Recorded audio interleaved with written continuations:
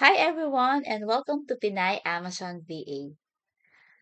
Ang topic natin for today is about Amazon FBA removal order. So ano nga ba ang Amazon FBA removal order? It is a request made by an Amazon seller to remove specific items or inventory from Amazon Fulfillment Center. So, ibig sabihin, yung stocks ni client ay nandun na sa fulfillment center, ready to be delivered sa mga o-order na customer. For some reasons, gusto siyang ipa-pull out ni client. Here are some of the reasons kung bakit gusto siyang ipa-pull out or dapat siyang ipa-pull out ni client. One of the reasons is madami siyang stocks or overstock.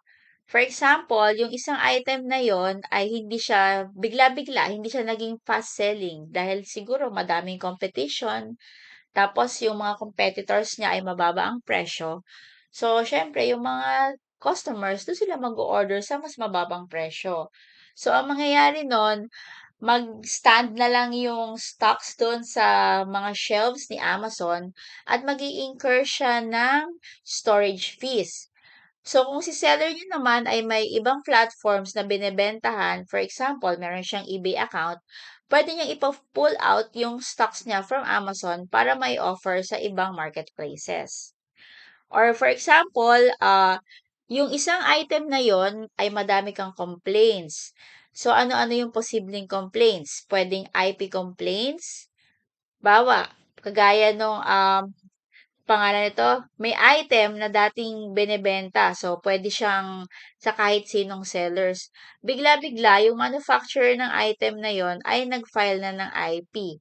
So, ibig sabihin, gusto nung supplier na yon, sila na lang yung magbebenta ng item na yon. Kaya, syempre, yung mga ibang sellers, makikick na doon sa listing na yon. So, hindi na siya pwedeng ibenta.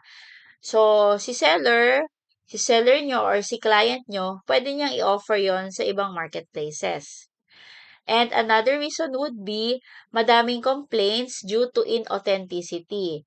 So, for example, madami ka nare-receive na complaints na buyer messages or the voice of the customers na kiniklaim na counterfeit or inauthentic yung item na yon at isinusoli lang nila kasi syempre pag ni-returns yun sa'yo, I'm sorry, pag ni-return yon sa inventory mo, mag-i-incur ka rin ng charges at posible ka pang makasuhan ni Amazon sa account health.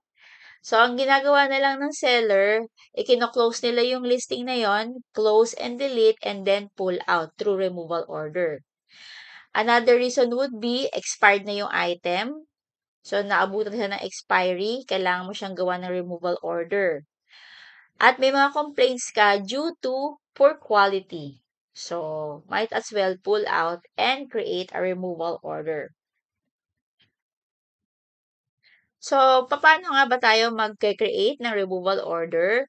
So, punta tayo sa Amazon Seller Central and then dito sa may upper left corner sa may menu, click natin yung inventory.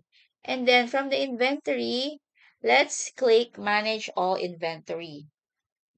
Mapupunta tayo sa page na to. So, ito yung ating existing stocks. So, kung halimbawa, madami kang gustong ipa-removal order, pwede mong i-click tong button na to for the inactive. So, para at least nakasort siya.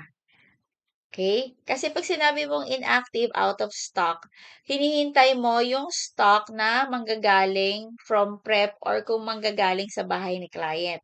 On the way na siya through to the Amazon Fulfillment Centers. So, for example, ito yung pinili natin na step. So, click lang natin dito. Ito yung sa mga tick box na yan. For example, itong dalawang item na to, gusto mong ipa-removal order. Punta ka dito sa may gawing taas. Click mo yung arrow na yan. And then, piliin mo yung create removal order. Okay? Or pwede rin, kung isa lang naman yung gusto mong ipa-removal order, so tick mo lang to, yung box. And then dito sa may edit part na to, click mo lang tong arrow na yan and then choose removal order. So, pareho lang din yung resulta. Or, pwede mo ding ipa-removal order yung mga suggested ni Amazon. So, kumbaga, na-check na ni Amazon Fulfillment Center na yung certain inventory mo ay defective. Maybe defective due to transit or expired, poor quality, or hindi na siya allowed i-list. So, dati na ibebenta mo siya, biglang naging detail page remove. So, pag detail page remove, hindi na siya makikita sa catalog ni Amazon. So, mangyayari, nakatambay na lang yung mga paninda ni client doon sa fulfillment center, mag-accumulate ng mga alikabok at ng storage fees. So, para hindi na lumaki yung expense ni client, might as well i-pull out nyo na yon at i-offer nyo na lang sa ibang marketplaces kagaya ng eBay. Okay? So, pag kinlik natin tong remove unfulfillable inventory, mapupunta tayo sa page na ito. So, ito nga yung sinasabi ko, itong no image available na to, pag kinlik mo yan, mapupunta ka sa page kung saan makikita mo yung mga cute na aso ni Amazon. So, ibig sabihin, na detailed page remove na siya at hindi na siya currently on sale dun sa Amazon Marketplace na yon. Pero, na-advise naman ako ni client na may mga instances na nawawala siya, pero pwedeng bumalik. So, kung gano'n yung instruction sa inyo ni client, huwag niyo muna siya ipa-removal order. So, hintayin niyong bumalik or ma-reinstate yung listing na yon. Okay? So, click nyo lang din to, itong tick box, and then click create removal order. Yan. Kung gusto mo sabay-sabay, yan, 1 out of 10, 'di ba? Itong page na to hanggang 10, click mo tong select all and then create removal order or kung ilan yung gusto mo diyan sa page na yan. Okay? So, ito yung mga settings na sinet mo kung ikaw yung nag-set, kung ikaw yung admin VA or sinet ni client. So, pakibasa nyo na lang yan. Makikita nyo naman yan dun sa Seller Central ni client nyo. Okay? So, may tatlong methods for removal order. Unahin na natin yung liquidations. So, yung liquidations, ito yung kung saan i-authorize mo si Amazon na ibenta yung items mo na for removal order. So, syempre, si Amazon, malaking kumpanya yan, may mga contact siya na pwede niyang dalhin doon yung item mo para maibenta. Yun nga lang, hindi siya maibibenta sa sinet mo na price. So, mas mababa siya kasi nga, tagged as defective na siya. Bukod doon, sa mababang price na yon, kukuhaan pa siya ng fee ni Amazon. So, sobrang liit na lang ng mapupunta kay seller. And then, pwede mo rin siyang ipa-dispose kung halimbawa, ang item mo ay expired. So, syempre, hindi mo na siya mabibenta kahit sa ang marketplace at hindi mo naman siguro hindi na rin balak gamitin ni client. So, might as well, ipa-dispose mo na kay Amazon para makatipid ka pa sa removal order fee. And then last is yung return to address. So, sa return to address, ito usually yung pinipili ng mga clients. Pwede siyang i-return dito. Ito. Dito mo ilalagay yung address. So, pwede mo siyang palitan. Kung gumagamit ka ng prep center at gusto mong si prep center ang mag-manage nung mga removal orders mo, pwedeng sa kanila mo ipa-deliver. Or kung halimbawa, sinabi ni client, i-deliver sa home niya, so gagawin mo dito, i-input mo yung home address ni client. Okay? And then, ito, sa removal order ID, pwede kang mag-set ng removal order ID. For example, ang format nyo is date, kung kailan nyo siya ni-request, and then code. Pwedeng L for liquidations, RTA for return to address, or D for dispose. Ngayon, kung ayaw mong mag-create, after naman yan, si Amazon ay mag-a-assign ng removal ID for you. Okay? So, ito nga isang example ng SKU or na item na gusto mo nang ipa-pull out. So, ito ay may 84 units. So, itong 84 units na to ay tagged as unfulfillable. So, ibig sabihin, hindi na siya pwedeng ibenta sa Amazon Marketplace. So, usually, si client, ipinapa-return to address niya yung item kasi gusto rin niyang i-verify, i-double check kung defective ba talaga yung item.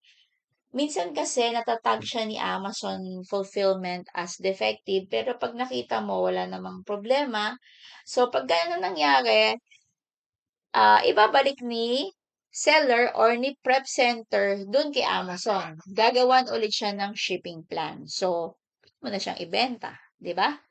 So, itong sa example na to, kung makikita nyo, yung 84 units not available for removal kasi nai-request ko na siya for removal bago ko na-screenshot itong presentation ko na to. Kaya hindi na siya available. Kumbaga, ongoing na yung process ng removal. Kaya hindi na siya pwede.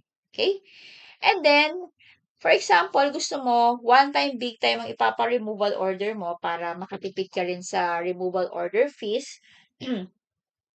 Dito sa may gawing baba, yung search and add items, pwede mong i-input dito yung SKU, product name, or ASIN na gusto mong ipa-remove. Para dito siya mapupunta sa baba kung may pangatlo ka pa, and so on and so forth. So, ganun lang yung process. Ayan.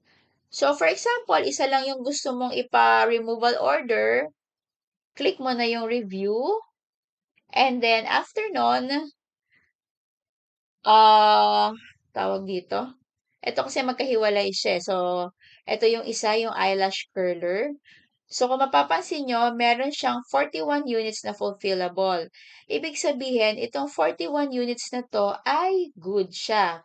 Hindi siya defective. So, pwede mo siyang stay pa din dun sa Amazon. Ngayon, halimbawa, good siya pero slow moving na siya at gusto mo na siyang i-dispose or gusto mo na siyang mabenta sa ibang marketplace, pwede mong requestan ng removal order. Okay? Kasi nga, excuse me, pagka matagal siya nakastock dun sa fulfillment center, mag-i-incur lang siya ng storage fees, which is not good dun sa finances ni client. Kung mapapansin nyo, may nakalagay dito, 3 not available for removal. Ibig sabihin yan, meron kang pending customer order. Posible na pine-prepare na nila yan dun sa fulfillment center na yon, or yung 3 units na yan, ita-transfer nila sa ibang fulfillment center malapit dun sa nag-order sa'yo. Kaya hindi rin siya available for removal. Okay? So, after nun, after mo siya i-click and ready to confirm na, ito yung sa removal ID na sinasabi ko. So, excuse me, hindi ka nag-assign ng removal ID, so si Amazon yung nag-assign ng removal ID for you. It's a maximum of 10 characters. Okay? And then, yung pinili mong removal method is return to address. So, kung happy ka na dyan sa info na yan at walang mali, click mo lang yung confirm. Yun yung sa mano-mano removal order. Kung gusto mo naman gumamit ng template, so punta ka lang dito sa upload removal order file. So, kung wala ka pang template, pwede mong i-download ito. And then, after mo siya ma-fill up, upload mo naman siya dito. So, ito yung itsura ng removal order template. So, ito may instructions, pakibasa nyo na lang. Meron ding definitions, may example kung paano mo siya fill up, at yung mismong tab kung saan mo i-input yung items for removal. Okay? So, meron ding product size tier si Amazon. So, ito, kinuha ko to sa Seller Central help page ni Amazon. Okay?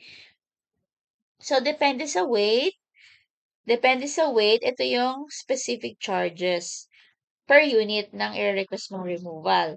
So, meron tayong standard size at meron tayong large.